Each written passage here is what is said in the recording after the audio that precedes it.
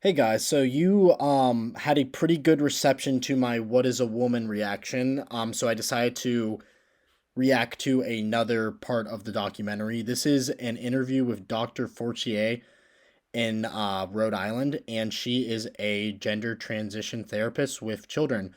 According to her bio, she works with children as young as 10 years old, and Matt is going to interview with her. So let's see how this goes. Hopefully, we can keep it civil in the comment section, and here we go. My name is Michelle Forcier, and I have a medical degree from University of Connecticut, residency, University of Utah Pediatrics. Stereotypical blue hair. We're in for a long one, gentlemen and ladies. Even though, according to my statistics, 96% of my viewers are men. So, gals, get out there, start watching. And I've worked for a number of different Planned Parenthoods for 20 years. I do advanced contraception and abortion, as well as gender hormones, and sort of looking at the whole sort of schema of gender, sex, and reproductive justice. So you've done a lot of work in this field. Could you just start by telling us? Sure. At what age can a child first begin to transition into another gender or identify themselves as? So, identifying, I have no problem with them choosing a younger age than 18, but when it comes to the surgeries and the hormone blockers themselves, I think 18 would be the perfect amount because that is when you're a legal adult. When you have the schools and the hospitals and doctors forcibly telling parents that these kids have to start on hormone blockers when they're 14, that's when the issue really kicks in for me because they are way too young to make these decisions. Like, we don't allow 14-year-olds to vote for a reason. They shouldn't be able to make these life-altering decisions at such a young and fragile age. A gender different from how they were born. Yeah. Well, I mean, there's research and data that show that babies and infants understand differences in gender. Some children figure out their gender really early, and the reason why we are say, oh, it's interesting or important is because they're figuring out their gender identity. I don't like this answer at all. She said babies basically can identify gender. However, I'm hoping that doesn't mean that she starts this with kids who are under the age of 10 years old because that's frankly disgusting. But the fact that she's not giving a concrete answer so far, I do not like this. Identity is not necessarily congruent with their sex assigned at birth. When the doctor sees the penis and says this is a male, has the sex of male, that's a arbitrary distinction. Telling that family, based on that little penis, that your child is absolutely 100% male identified, no matter what else occurs in their life, that's not correct. So, according to this doctor, your sex organs essentially don't matter, and they do not pertain to your gender at all. That seems wrong, but I'll let her continue. So what does gender affirmation care? You're a big proponent of. If we walk through, a child is sitting down with you, is questioning their gender. What's the gender affirmation process? Affirmation means that as a pediatrician, as someone who says my job is to provide the best medical care for you, is I need to listen really carefully. And how I put it in words for kids so that they can understand it is tell me your story. Where have you been in terms of your gender and your gender identity? Where are you right now? And more excitingly, where would you like to be in the future? The issue with this is that these kids have wild imaginations, and this doctor is kind of looking for little signs that will affirm what she wants to believe. She's looking to make them a boy, a girl a boy, or a boy a girl. So if you're a girl and you like football, well, of course she's going to say that you're a transgender boy. That's what she's looking for. And the issue is that these kids don't have the cognitive abilities to separate fact from fiction. And this is why I have a huge problem with these doctors who do this on kids, because they're too young. They don't know. They don't know. Have you ever met a 4-year-old who believes in Santa Claus? Mm-hmm. So this is someone who believes that a fat man is traveling through the sky on a flying reindeer at lightning speed, coming down his chimney with presents. Yeah.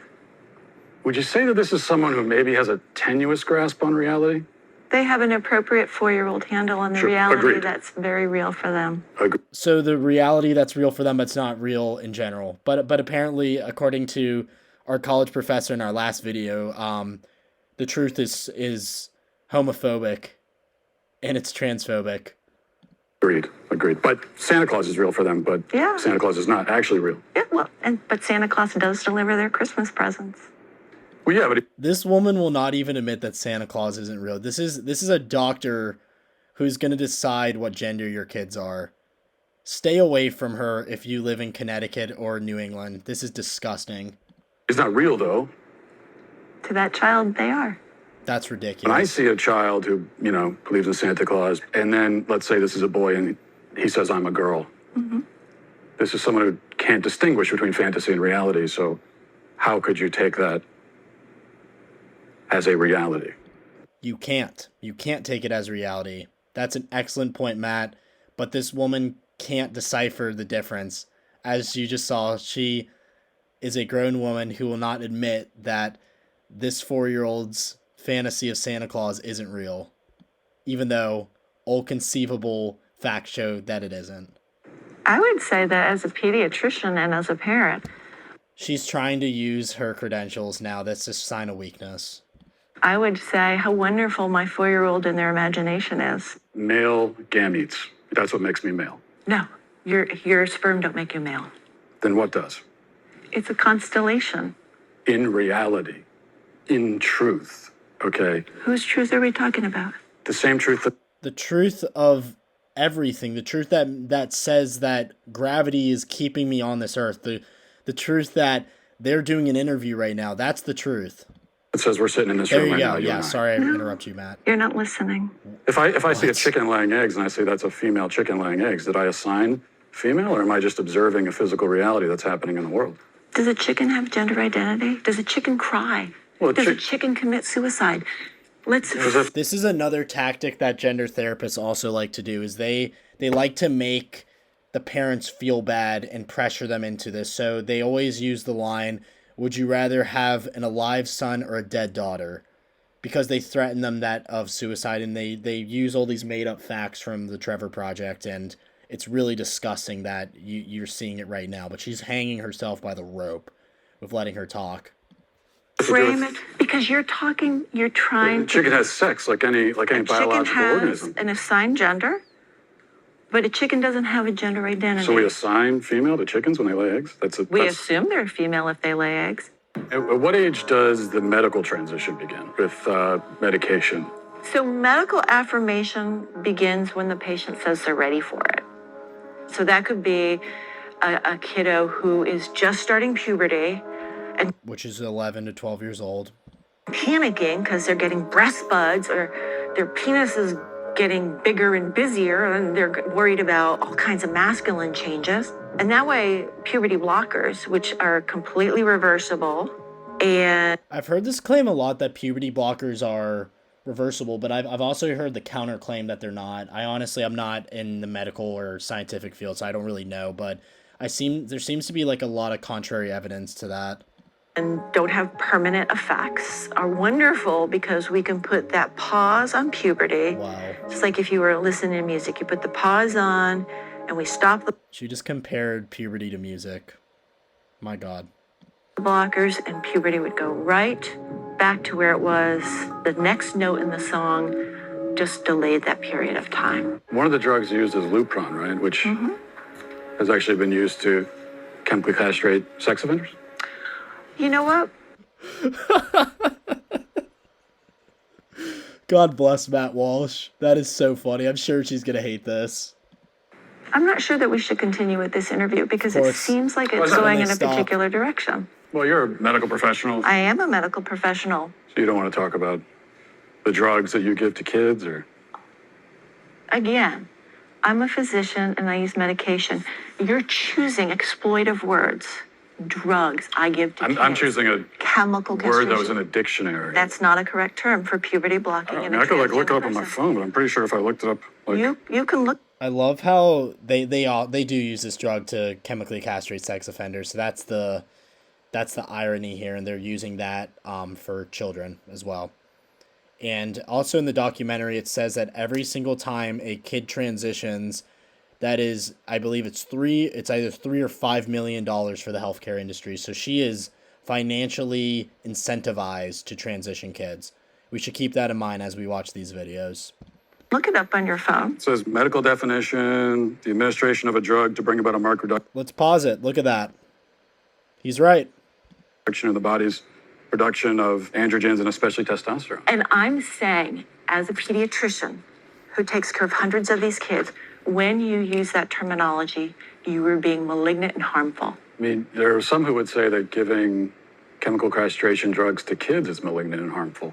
It's about the context of caring for a child and seeing the suffering that kids can have that have not been in affirmative home situations. So we're going on this journey. Boys can be girls, girls can be boys, men can be women, women can be men. It makes me wonder, what is a woman? No way she answers this. She's going to say someone who identifies as a woman.